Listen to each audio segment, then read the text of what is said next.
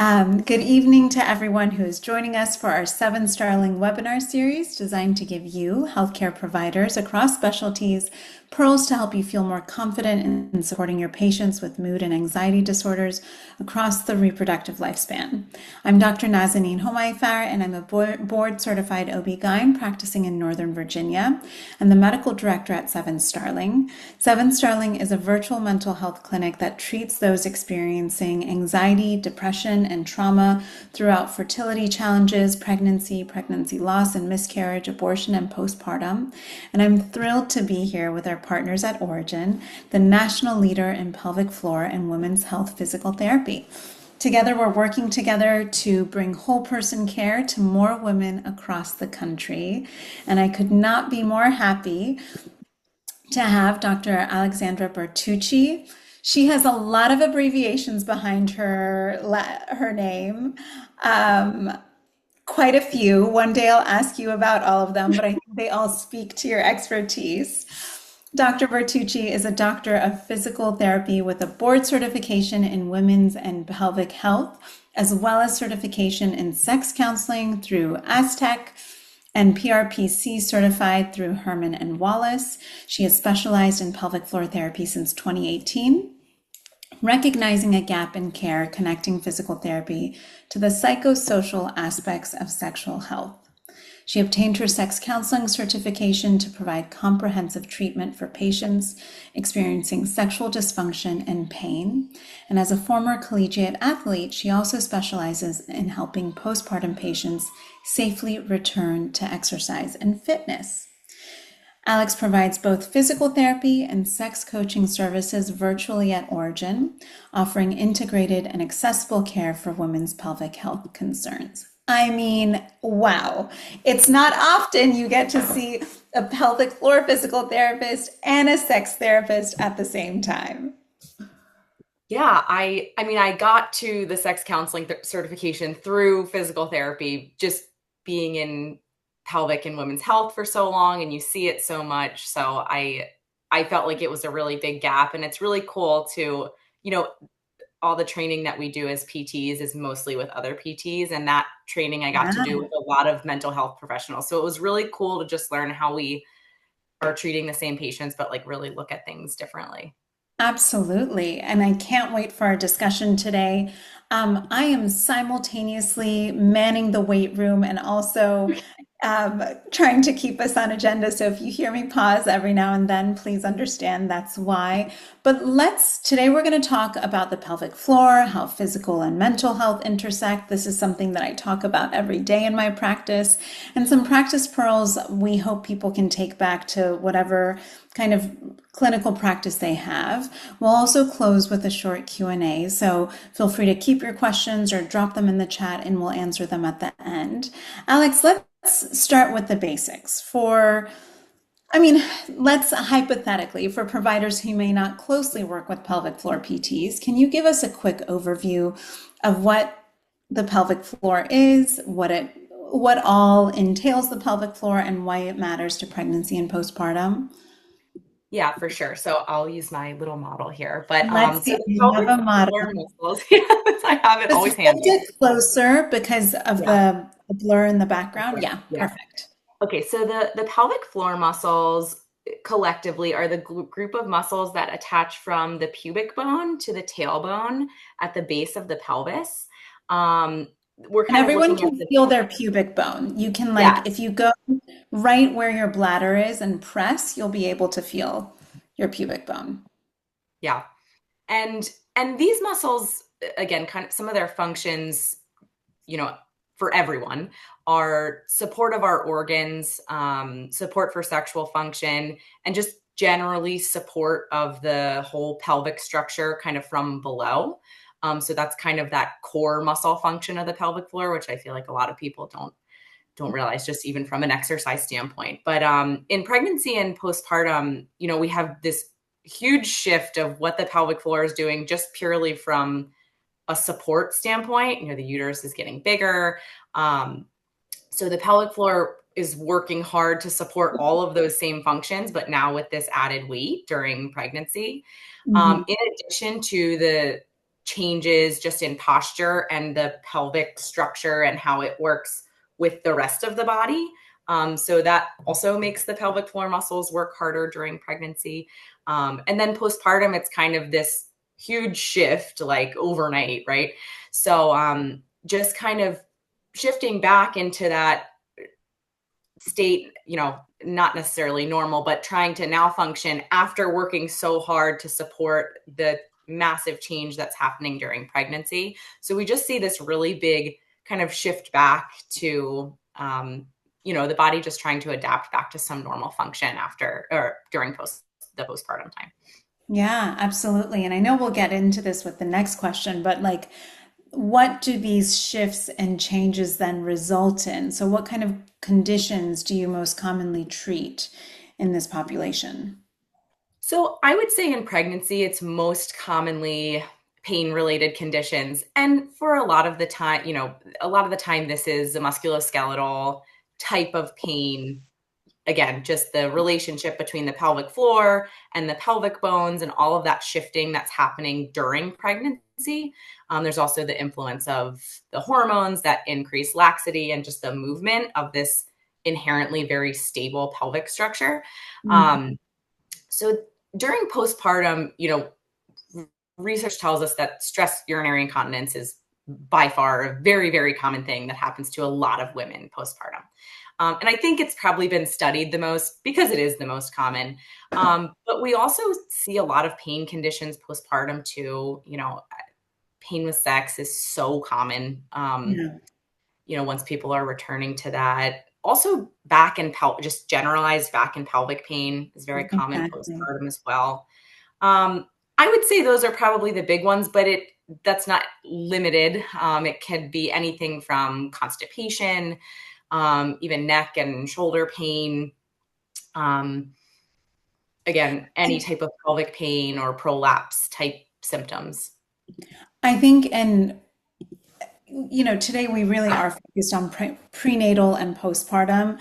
There's so many. I make at least 5 referrals to pelvic floor physical therapy daily for people at all stages of their life, but a lot of times too, we'll see, especially if I have my pregnant patients who've recently had a respiratory illness, have had a lot of coughing, that triggers the stress urinary incontinence because you have so much pressure on the pelvic floor, more weight on that pelvic floor than someone as ever has had. And so every time they cough or sneeze, they're starting to get some incontinence. So I also think, like, even in pregnancy, there's a role for it aside from the pain related and the laxity related conditions that affect the joints and the pelvic bone. Totally. And a lot of times, one of my questions that I ask someone who's coming postpartum with incontinence is I'm like, did this start when you were pregnant? And a lot of the times they say yes. Yeah, absolutely. And the other thing I was going to mention too, you mentioned pain. I mean, I think depending on the type of delivery someone had, whether or not they received assistance, whether or not the type of tear they had, or just generally anxiety, I think about. So I tend to refer to pelvic floor just to teach breathing exercises too, and reminding people how to kind of train, help themselves calm down in the pelvic area. And I'm glad you mentioned the constipation because I think people don't realize how much they'll kind of flippantly say, "Oh yeah, I always have constipation," and I have to remind them that can lead to pelvic floor pain that can affect their sexual health later on if it's not addressed either. Yeah, So absolutely. we now talking about the impacts potentially outside of just the physical, what is the intersection of physical recovery and mental health, which is central to both of our missions? Like, what do you see? How do you see pelvic floor disorders, things like pain, incontinence, and prolapse impact mental health? Yeah, and I think you used a great example. So I'll kind of go off of that example. But let's say I see someone and they had like a very traumatic birth. Maybe it was just didn't go how they thought it was going to go, or there was lots of interventions and there was lots of physical trauma as well. So that is, you really see that in the patients when they're telling you their story and they're telling you about their symptoms. And I do feel like just starting off, I'm like, I'm going to need to give this person just more time because this is impacting them so much, and just like how they are feeling mentally is going to carry over into kind of the progress, and I think truthfully the speed of the progress that they can make, you know what I mean? Mhm. So, and again, we know, like, I know a lot of research from the sexual health world, kind of just from the additional certifications that I've done, but people who have not satisfying sex lives or like dissatisfaction with their sexual health also have poor mental health outcomes. And I think that's this, we see that in the chronic pain research too. So there is this definitive link between pain and mental health. Mhm. The greater the pain is and the greater that the disability or like the struggle is with whatever they're going through, that's going to come through in their mental health, and vice versa. Absolutely. No, I think it's not something we commonly link, but when we are seeing patients with these conditions, it's very apparent early on. And I hope to, for our providers who might not be in women's health specifically, but might see these patients in primary care or other fields, that they can be attuned to that as well. I mean, we've kind of touched on this, but how does anxiety, depression, or trauma show up in your clinic? And I think it's a similar example, right? A postpartum patient, and maybe you're talking to them, and maybe they don't, everyone sees this word trauma and they're like, well, I didn't have this like one traumatic event, but Yeah. maybe they had a really difficult pregnancy. And while that wasn't like birth, it wasn't birth, this specific event was traumatic, but then kind of as they're recovering, they're like, it's taking me so long to recover. I don't understand why. And you kind of help them to see that, like, you're coming off of this huge, like, number one, just like tidal wave of hormonal fluctuations from being pregnant and giving birth. But this was a really difficult time for you. And then you're postpartum and you have all these other things that you're working on. And now your physical health, which is maybe not something that was ever challenging for you, like until you Mhm. were pregnant, is Mhm. now like at the forefront of things. And you're like, this Mhm. is, you sometimes I feel like we help patients to understand Make the how connection. they're like it going in the other direction, Yeah. right? And I see this all the time. It could be in a postpartum patient, but again, just in like the pain with sex, vaginismus, like the sexual health population, is people Yeah. don't realize that years of pain with sex has also been traumatic.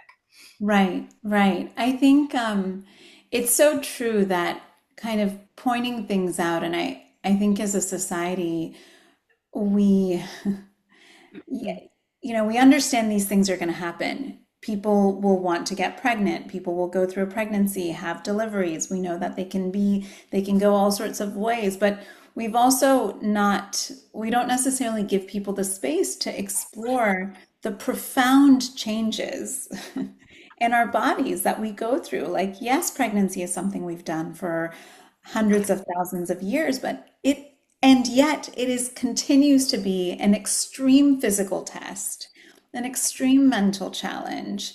And whereas we might have had better levers of support in the past, we don't. And we just have to kind of put our head down and go through it. And so having that moment where you can reflect and acknowledge how important, how much someone has gone through can help them have an aha moment. Yeah, I was just gonna say, I do feel like sometimes when it kind of works this way, like when someone's coming in and they're like, I had a traumatic birth, I know that, it's like, okay, we know that this is the physical is connected. It's going to take a little bit longer time. PTs, I feel like, can recognize that, but it's Yeah, almost like when it comes in the reverse, like when yeah, you're kind of helping someone to, and you're getting to know them too, so you're kind of uncovering it yourself as a hmm, provider. I feel like they do kind of get to this aha moment. And they're like, you know what? You're right. Like this is yeah, all connected. yeah, absolutely. I think, you know, I see this a lot. I'm sure you do too. Body image is such a powerful theme in the postpartum period. Um, how does it how does it influence recovery and willingness to seek care? And what kind of advice do you give patients? Yeah, and I'll use that example. And I think this is so common, specifically in my patients who have pain with sex and who are also postpartum. So, Mhm. pain is obviously a barrier to sex when there's like from start to finish. When I see someone who has pain with sex, I'm like, all these physiologic things happen, lubrication, vaginal lengthening, all these things happen when you want to have sex. And if there's pain, that's like an immediate Shut barrier. down. Yep. Yeah. Or nothing. So the but there's also, again, for these postpartum patients, this mental load too, of like Mhm. they don't, they're cleared for sex and that's great. And they're, maybe they're even looking forward to getting back to it with their partner. And then things just, again, we start here with a little bit of pain. And then it's like, well, this isn't working. I'm dealing with so many other difficult things in my life, baby stuff. I'm sleep deprived. I'm thinking about going back to work. And then, just my relationship with my body is different. My Yeah. relationship with my partner as like a sexual person is now different because we got a Mhm. baby in our room and it's not just easy to do it the way we used to do.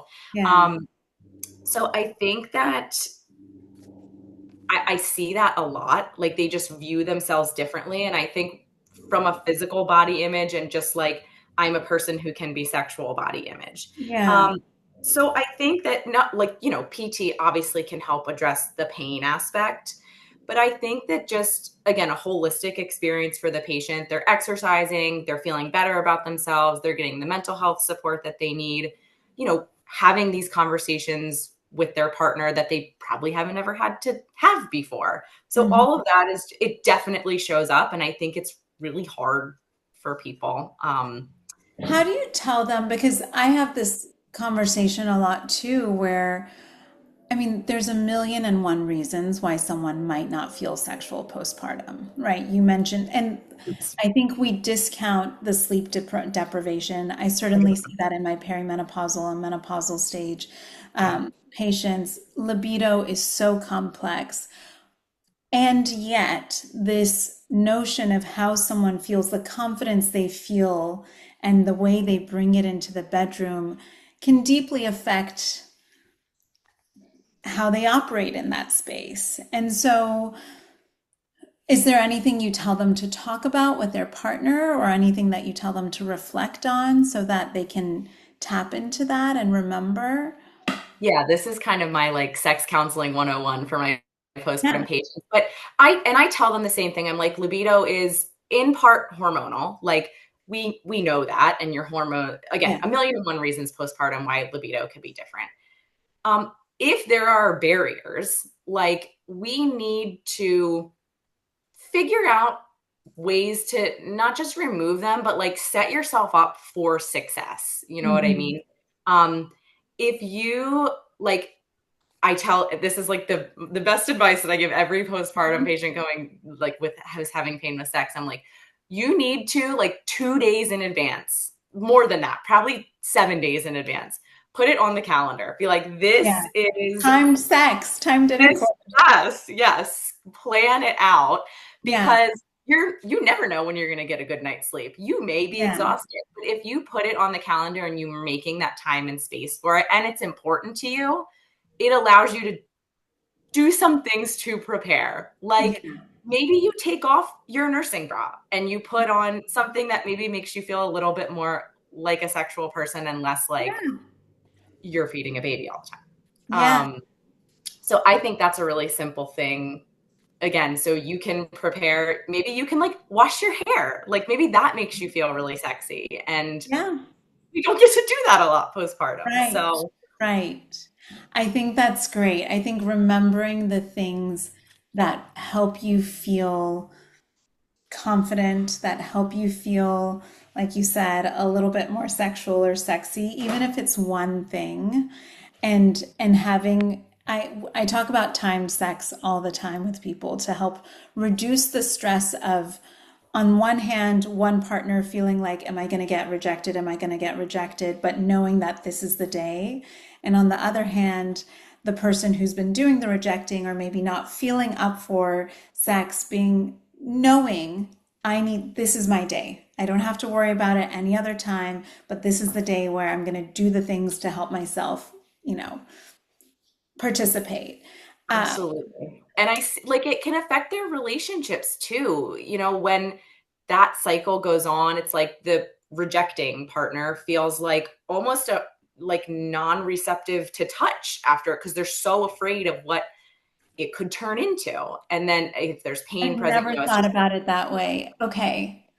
That's so important, and especially because for some people touch and just hugging, cuddling, those kinds of things are something that they want. But if they're constantly feeling like, if I do this my partner's going to think more of me, yeah, that's going to be then you're going to break that one thing that they enjoy. right. I feel like we could get on the sexual Yeah, health I stuff know. for more. Let's go back to the let's make this concrete. I have yet to make my appointment to see a pelvic floor physical therapist. I have wanted to, I just haven't had the time. But what does it actually look like? I tell patients what I think it's going to look like, but what does it actually look like when a patient comes to see you?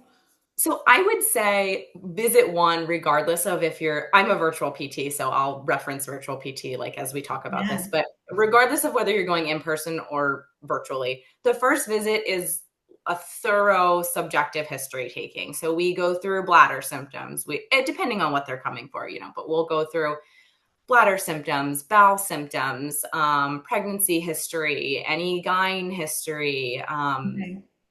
any concerns with sexual function.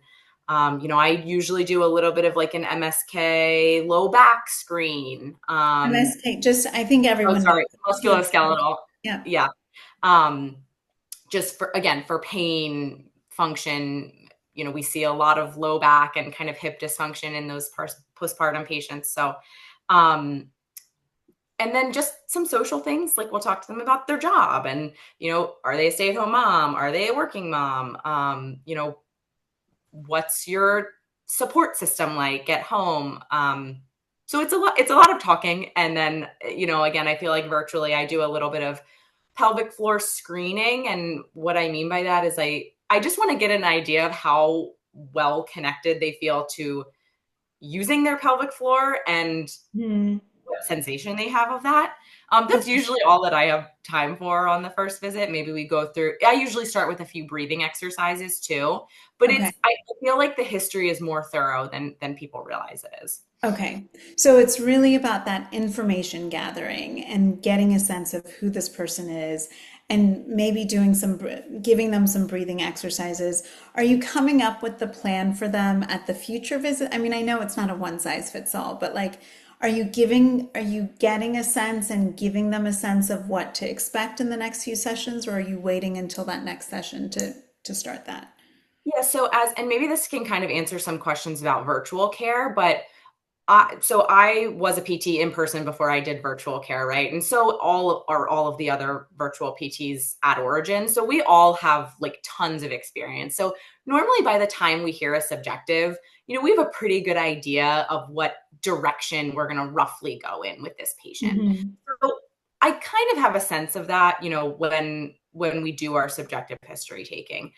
After I get a sense of what my patient can do or not do with their pelvic floor, I have them do a little homework, and that's kind of like self-assessing their pelvic floor using a Got hand mirror, using a finger if they're comfortable. So then it. they kind of come back to me already with some more information that I wanted to get. So that could be like visit 1 through 3, 4, even just depending on what they get to. Got it. And so I mean, I think virtual care has really made us realize that our patients are super capable of collecting this information and giving it to us. When would you recommend in-person care for someone? So, and I talk to new virtual PTs about this too. I feel like that your typical patient who selects virtual, like if you told 10 people virtual care, and like 5 of them were like, yes, this is for me. There's usually going to be a reason why. It's either Mhm. like they can't get out of the house. Mhm. There's like a, we take insurance. So maybe who is close to them, the in-person provider who is close to them only doesn't accept insurance. Mhm. I feel like the people who want to make virtual care work really want to make it work. You know what I Yeah. mean? And generally they do a great job with these self-exam techniques and things like Yeah. that. Ultimately, like if we, again, because all of the virtual therapists have so much experience, if I see someone with just like a lot of things going on and it just seems like there may need to be like multiple different looks at this from it's typically they have a lot of musculoskeletal things going on and they have a lot of pelvic pain. And I don't know if they would be confident doing some of these self-assessment Your techniques. endometriosis, pelvic pain for multiple years, I Yeah, imagine. like And it's funny you say endometriosis because we actually see a lot of people I see a lot of people with endo because they've been to pelvic floor PT in person and they before. need a refresher. Yeah, they come back for a Okay. little refresher. But Yeah. yes, like First time, but I would say like first time yes. or early Yeah, yeah, yeah. Like diagnosis. really severe chronic pelvic pain. Again, Yeah. we do occasionally get those patients because like going back more to the trauma, I've seen lots of transgender patients virtually because they've been like not comfortable going into a visit. So that's kind of a separate thing. I feel like unique to maybe that Yeah. population, but or anyone who's experienced trauma. But yes, if we're seeing it and we're like, I really think that it's probably better suited that you go in person. Like we're all have a lot of experience with both in person and virtual PT that we can recognize that. That's great. And so when you are working with an OB/GYN or mental health providers, like what would be your ideal scenario about how you would collaborate with them and how do you receive referrals at origin? So we have an online HIPAA compliant form. I think we have a link Okay. something that we can provide to you. We also have, Mhm. just kind of like the referral paper script. Okay. And we get faxes from multiple different offices. So you just fill that out and all the information should be on there and it's faxed over. Great. I think I really like, oh, perfect. Thank you. Um, and then, for anyone, I'm always open to like direct communication. I know that's hard when all of us are working clinical schedules and things like that. But if there was ever a need, like, I share my email with doctors and even my phone number if that. One go food line in 10 minutes, period. Shall I stop for ice let me cream? just make Question mark. sure everyone is muted. I know people are trying to get a lot listening and doing. Yeah. Uh, there we go. Um, and so, and do you ever send your assessments to the referring provider? Oh, yes. So like our EMR system is integrated with our faxes. So when we write up our documentation, we can fax it over as long as we have the referring provider's Right. information. So we'll typically send over the eval and then we do a progress note every about 2 months. So we'll send Okay. those over as well. And I was just reading through some of my patients' PT progress notes and just Yes. really amazed by the progress they had made. So that's awesome that we can get that feedback. I think that's one I work in a big health system. I like that I can see when I make referrals, I can Right. read the note. And so I think it's really great that you found a way to integrate into scenarios where that might not be happening Yeah. as easily. I want to know, what are some of your favorite products you recommend for pregnancy and postpartum patients? Please tell us. Yes. So my probably I can personally endorse it. I've used it in both of my pregnancies. Okay. My favorite support belt is the Sorolla belt. It's Oh, you have to. I just tell people to go on Amazon. oh yeah. I Love and it. I do for certain things. This is something that I do kind of Wow. say it's worth the money. I've never This is seen the this brand. one.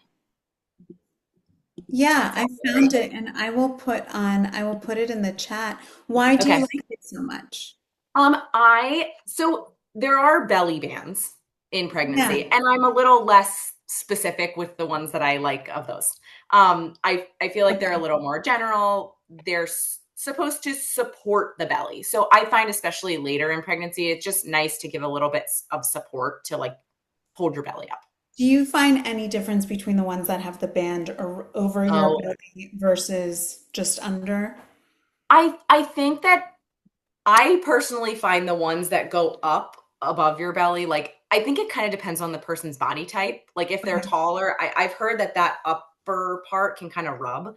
Okay. Um, but I think that I I if someone really wanted that type, I would say, yeah, sure, try it out. The Roll About is really for like that true pelvic girdle pain, like SI joint or pubic bone.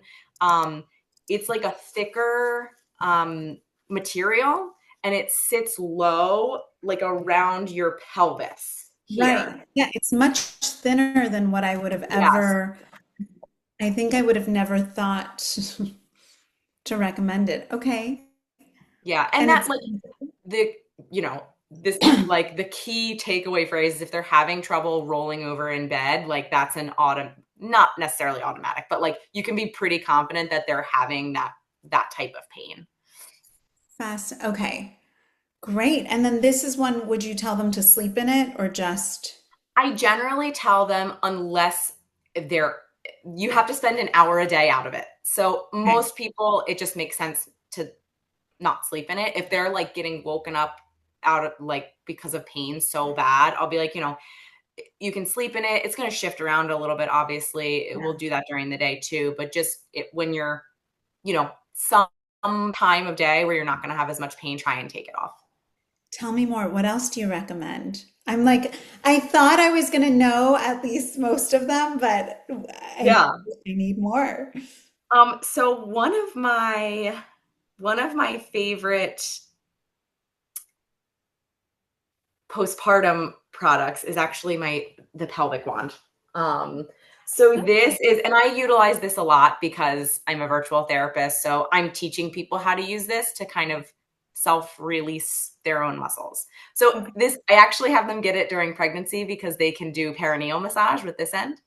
Oh. So they do their And this is, perineal what is massage. this called? This is, This this is is, called this is the Intimate Rose pelvic wand. okay. Intimate Rose Pelvic Wand. Okay. Tell us So and keep. they hold it up here. It's a little bit higher for when they're pregnant, so they have a little bit more reach. And then you're using just shallow, a little bit of insertion. They don't need too much, but just to get more of the perineal massage. And then, say they're postpartum and they have some pain with sex, and maybe there's some tension deeper in the muscles. This is actually made so that when you insert it, it can like easily curve around the pelvis to get Oh, those deeper muscles. very cool. And then I'm on the website. They have a bendable, they Yes. have a vibration. They Do you have think, many different types. do you stick to the original? I typically do, yes. If someone has a lot of pain, I will say, the vibrating one is nice because it can kind of just like, you know, you can get it to that tender spot and then just turn the vibration on, and that can kind of help to vibration is a really calming sensation to the nervous system. So Okay. Oh, this is great. And then, would you be able to use the pelvic wand to do Kegels more effectively, or do you need something? yeah, that's a great question. Like if I could pick one tool, I still would probably pick this because something that even people who don't have muscle tightness, um, they like I will have people just insert this either end and just feel themselves doing a Kegel. It's so much easier to do a Kegel when you have something to like squeeze against Got it. than just sitting there and doing it.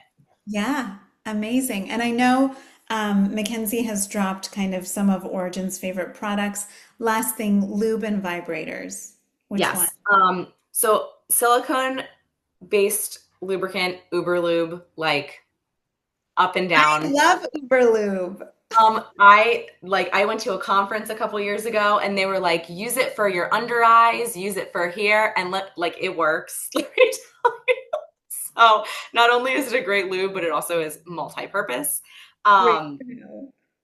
with when we're recommending silicone products, we have to recommend a water-based lube because you can't use a silicone lube with a silicone product. Mhm. So I like Good Clean Love, just water-based. Okay. Kind of the pelvic floor PT, like in-person gold standard lube is called Slippery Stuff. That's okay. I don't know if I have I like that one as well. Um, Okay.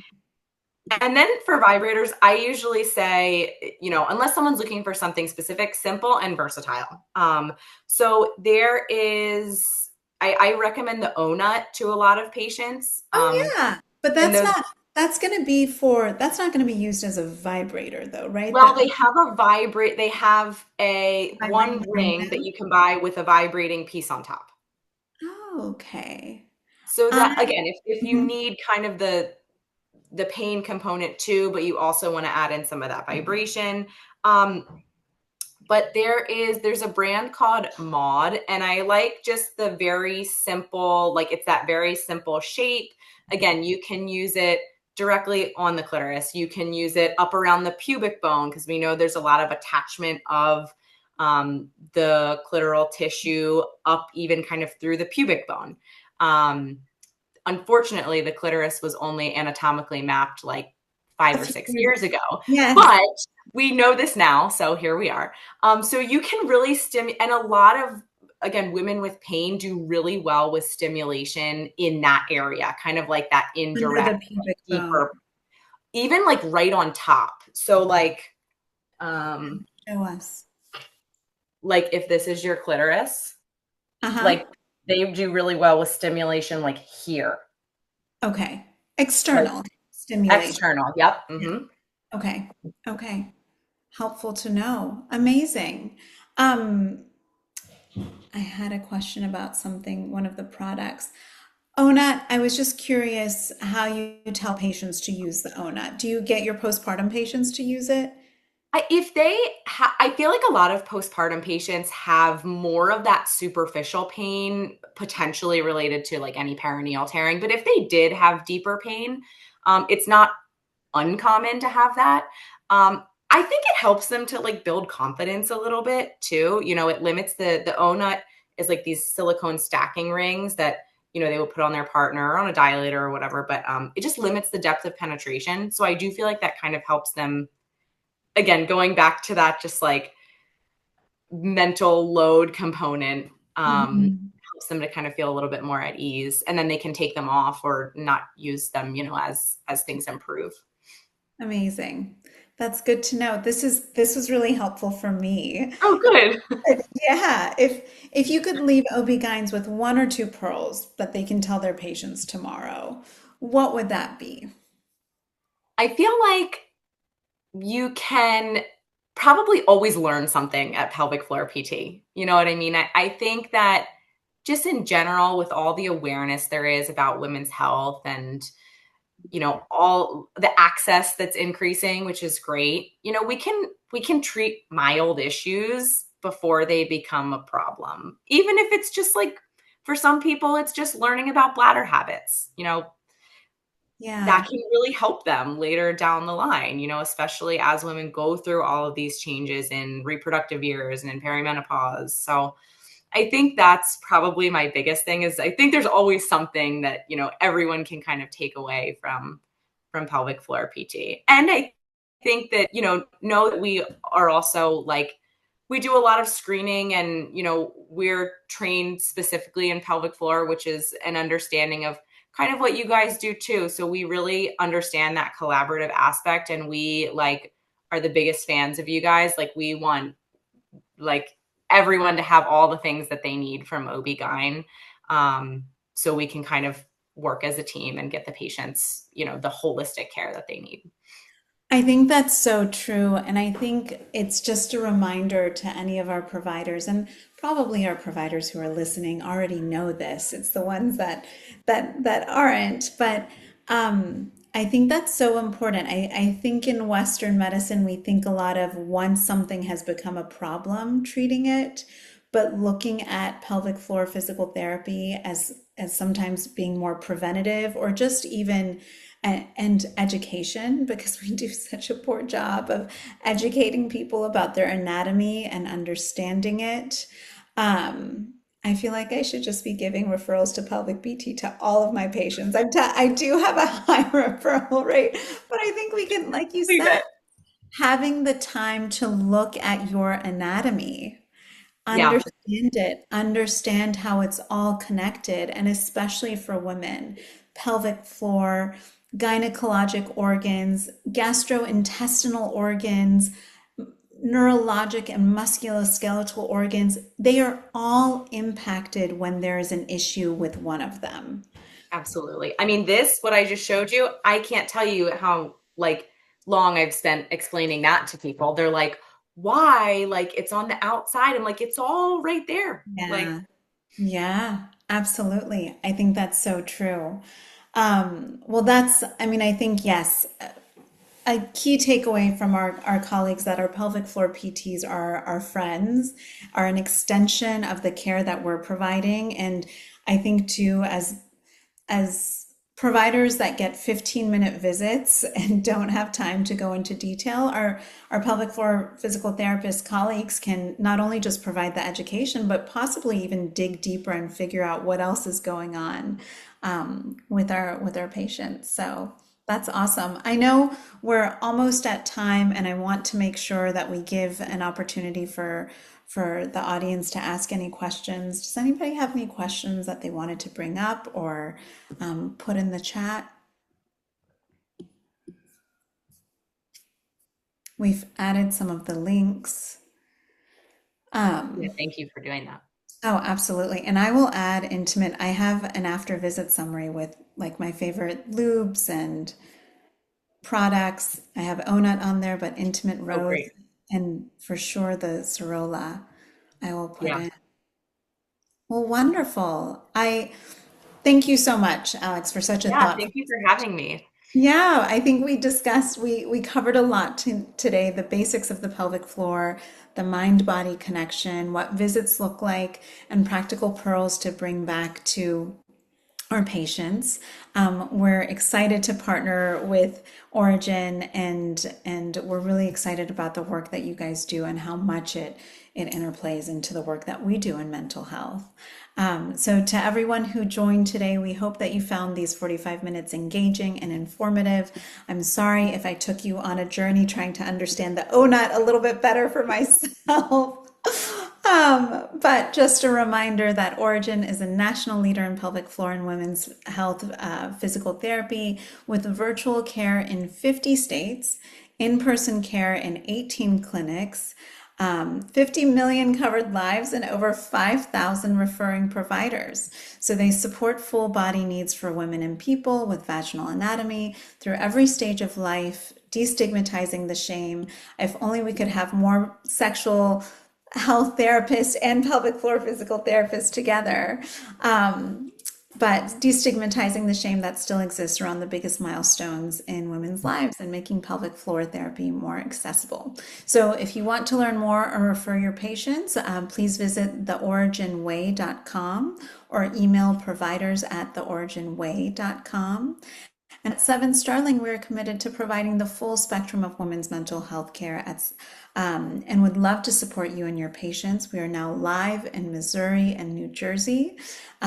With these launches, we are now proud to support providers and patients in 18 states.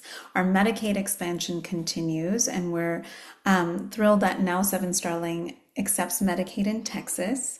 So please check out our website at sevenstarling.com to learn more. If you like this webinar, please subscribe to our newsletter so we can keep you informed about future events. If you have any topics you want to talk about, please feel free to send me a message and let me know. So Alex, thank you so much for your time again today. And I might ping you on your email later on for more recommendations, but I'll check out the link too that Mackenzie put in the chat. For sure. Thank you so much, everyone. Have a great night. Take care, everyone. Bye.